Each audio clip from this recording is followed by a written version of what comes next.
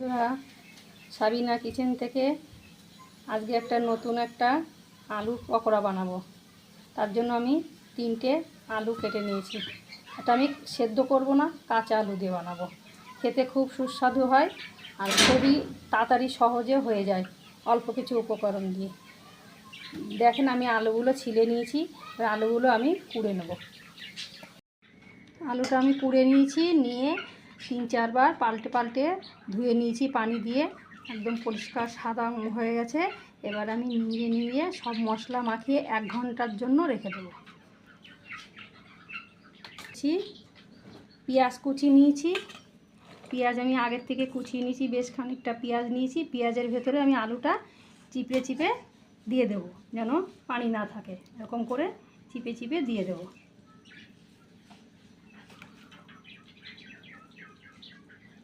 আলুটা আমি চিপে নিয়ে নিয়েছি। এর ভেতরে এক এক করে মশলাটা দিয়ে দেবো। এর মধ্যে দিয়ে দিচ্ছি আমি বেশ খানিকটা কাঁচা লঙ্কা কুচি, তারপর দিয়ে দিচ্ছি একটু নারকেল কুচি, নারকেল কুড়ানো, কুচি না, নারকেল কুড়িয়ে দিয়েছি। তারপরে দিয়ে দিচ্ছি খানিকটা ধনেপাতা,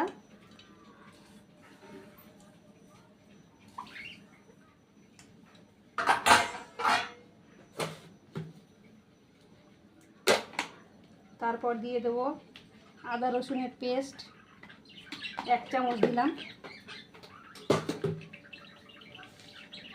নুন দিয়ে দিলাম 1 চামচ,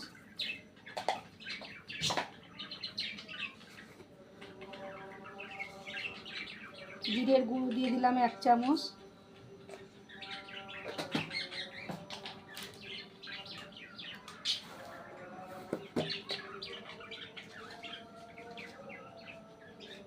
এক চামচ হলুদ দিয়ে দিলাম,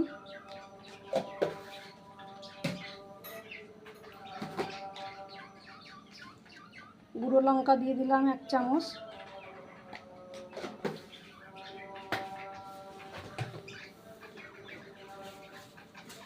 এবার আমি দিচ্ছি খানিকটা গোটা জিরে। এবার আমি মশলাগুলো মাখিয়ে, পুরো সব মাখিয়ে 8 ঘন্টার জন্য রেখে দেবো। 8 ঘন্টা পরে ফিরে আসছি।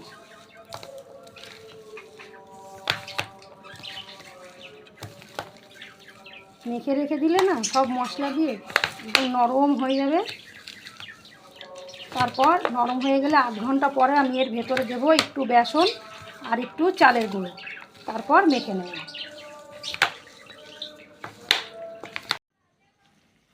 ফিরে এসেছি 8 ঘন্টা পর, দেখেন কতটা নরম হয়ে গেছে। এবার এর ভেতরে আমি সামান্য একটু বেসন আর চালের আটা দেব। চালের আটা দিয়ে করলে একটু মুচমুচে হবে, খেতে সুন্দর লাগবে। বেসনটা দিয়ে দেবো, চালের আটাটাও দিয়ে দেবো।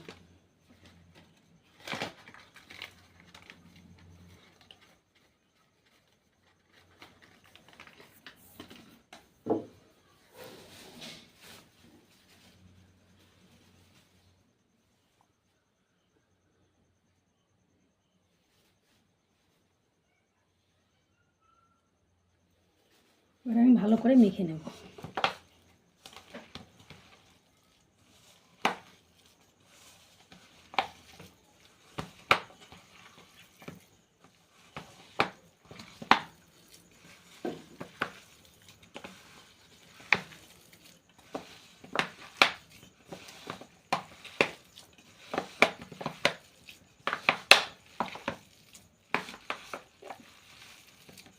চেপে মাখতে হবে।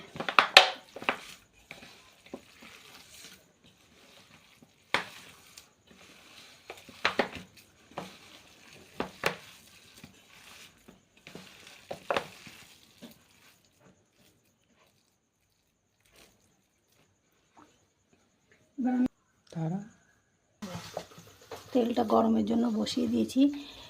এই কড়াটা এত কালো কিছু মনে করবেন, এটা আমার ভাজা কড়াই।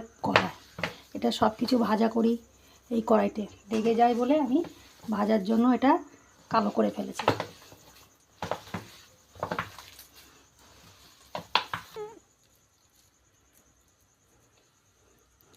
তেলটা হালকা গরম হয়ে গেছে। এবার আমি এটা আস্তে আস্তে ছেড়ে দেবো। এটা অল্প আঁচেই হবে, নাহলে পুরো তেলটা গরম হয়ে গেলে পুরো ছড়িয়ে যাবে আর পুড়ে যাবে, ভেতরে কিছু মানে কাঁচা থাকবে ভেতরে, তাহলে ভালো লাগবে না। আমি এরকম শেপ দিয়ে করে নিচ্ছি।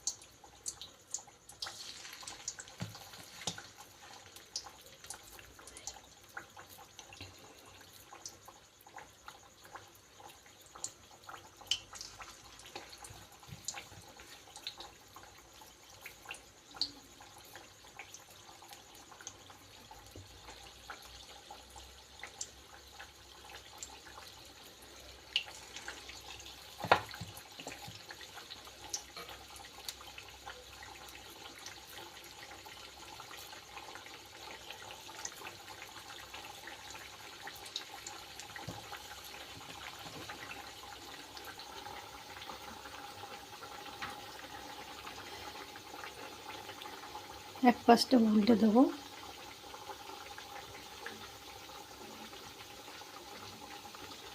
তেলটা বেশি গরম করিনি, ওই জন্য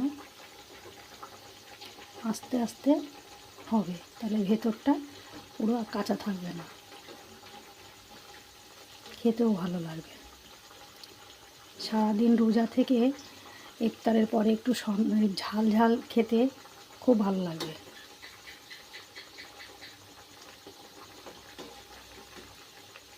জোরে গ্যাসটা দিলে এটা পুড়ে যাবে, পুড়ে গেলে আর ভালো লাগবে না।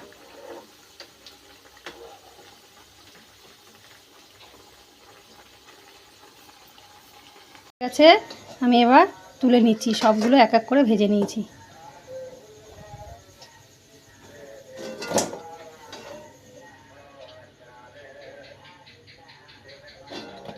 হয়ে গেছে। কত সুন্দর মুচমুচে হয়েছে, দেখেন খুব সুন্দর হয়েছে। এরকম করে বন্ধুরা আপনারা বাড়িতে বানিয়ে খাবেন, দেখবেন খুব ভালো লাগবে। খুব সুন্দর হয়েছে, ভেতরটাও খুব ভালো হয়েছে, খুব সুন্দর হয়েছে, খেতেও খুব মজা। এরকম করে বাড়িতে বানিয়ে খাবেন। ভালো লাগলে একটা লাইক করবেন, শেয়ার করে দেবেন।